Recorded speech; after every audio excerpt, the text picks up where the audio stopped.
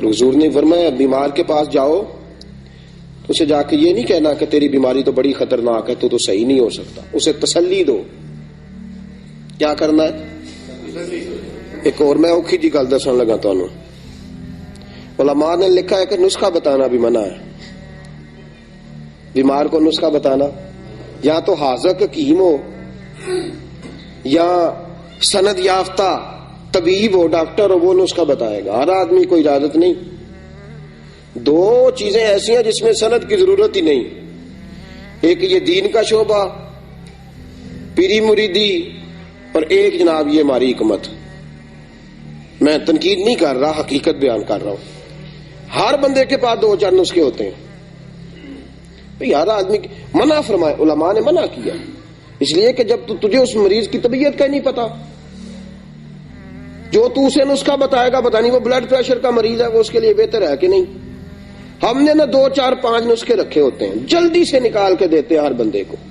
اور یہاں تک ہمارے محدثین نے لکھا ہے کہ تم جس ڈاکٹر سے وہ علاج کرا رہا ہے، تم اس ڈاکٹر پر بھی تنقید نہیں کر سکتے کہ جی میں نے کرایا تھا مجھے تو شفا نہیں ہوئی، تو بھاگ جا.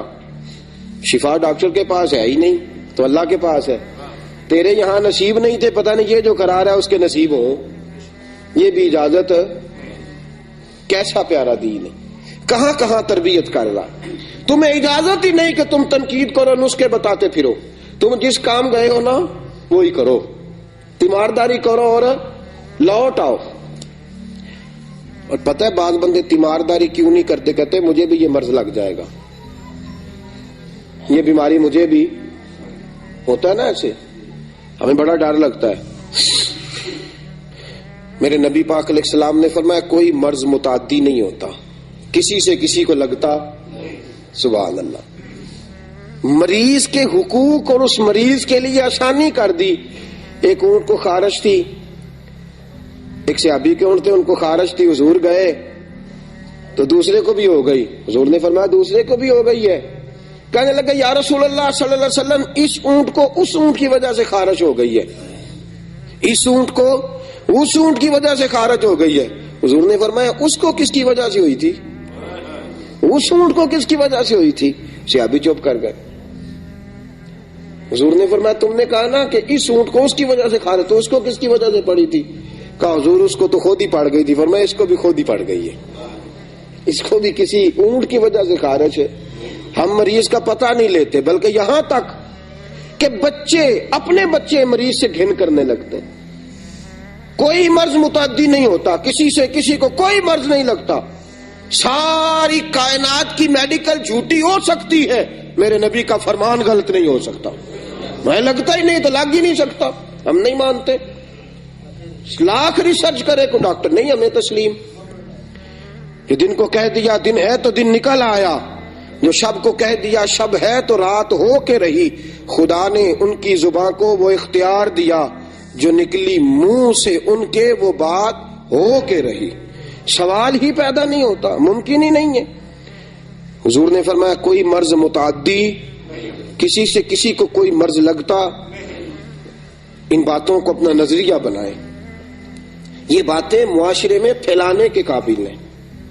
یہ وہ چیزیں ہیں جو لوگوں تک ہمیں پہنچانی ہے. ہمارا سارا دن نکھرا ہوا تھا، یہ کہاں سے ہم نے بہت ساری چیزیں لوگوں سے مستعار لے کے اپنے نظریات میں شامل کر لی. کوئی مرض کسی آدمی کو کسی سے کوئی مرض نہیں لگتا، فضول بات ہے. اگلی بات یہ کہ مریض کی تیمارداری کرنی ہے. کیسے کرنی ہے؟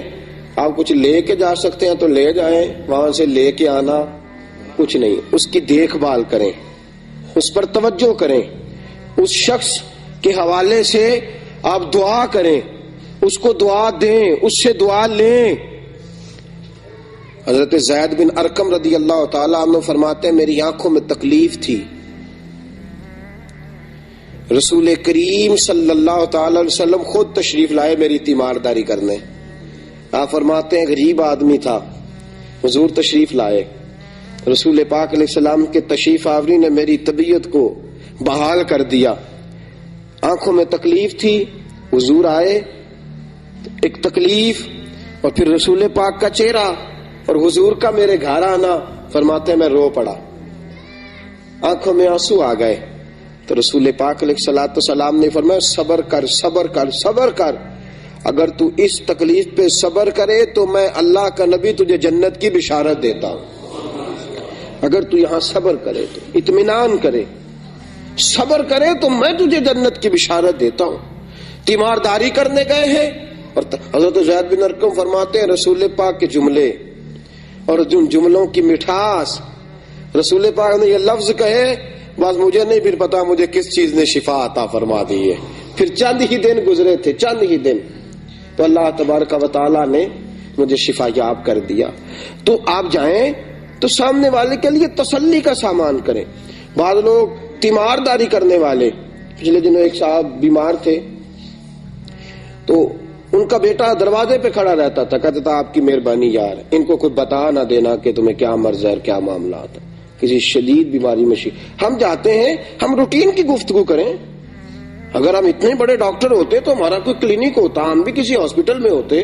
ہمیں چاہیے کہ جس کام ہم گئے ہیں جانے والے کے پاس بیٹھے اس کے لیے دعا کریں، اس کو حالات پوچھیں، اس سے دعا کرائیں۔ کوئی اگر بات کرنی ہے تو قرآن رسول کا ذکر کریں، لوٹ آئیں۔ اس کو ہم بعض اوقات ایک فکرہ بول کے اتنی پریشانی میں مبتلا کر آتے ہیں کہ وہ مریض کے لیے جینا دوبر ہو جاتا ہے۔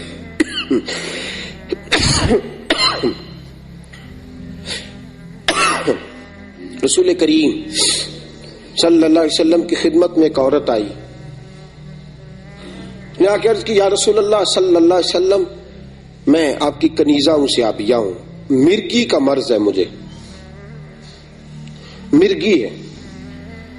یا رسول اللہ صلی اللہ علیہ وسلم پریشانی یہ ہے کہ جب مجھے وہ دورہ ہوتا ہے تو حضور میرا بعض اوقات کپڑا بھی ہٹ جاتا ہے وجود سے، پریشان ہوں، مہربانی فرمائے اللہ مجھے شفا دے دے۔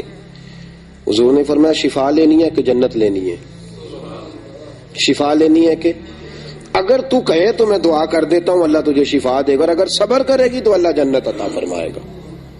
اگر تو کہتی ہے تو میں ابھی دعا کرتا ہوں میرا رب تجھے شفا یاب کرے، اور اگر تو صبر کرے گی تو اللہ تجھے جنت عطا فرمائے گا۔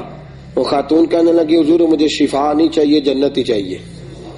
شفا ایک عورت ہے، لگتا بتایا یہ جاتا ہے کہ عورتیں صبر نہیں کرتی، اطمینان حاصل نہیں کرتی، بڑی جلدی بے صبری کا مظاہرہ کرتی۔ وہ خاتون کہتی ہے حضور مجھے شفا نہیں جنت، ہاں ایک میری گزارش ہے کہ میرا جو ستر کھل جاتا ہے نا اور میرا کپڑا ہٹ جاتا ہے اس کے لیے دعا کر دیں اللہ میرے پردے قائم رکھے۔